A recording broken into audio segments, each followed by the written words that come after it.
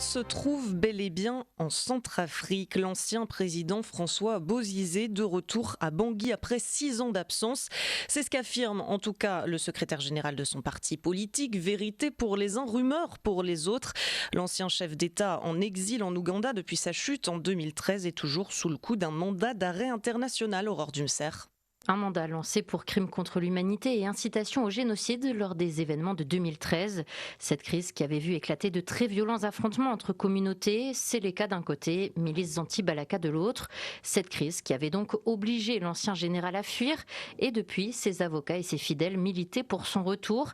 Mais voilà, le gouvernement freinait des quatre fers. Depuis 2016, François Bozizé ne pouvait théoriquement pas embarquer pour un vol à destination de la Centrafrique. Une décision reconfirmée par la justice, pas plus tard que la semaine dernière. Alors, comment l'ancien président aurait-il pu rentrer dans son pays?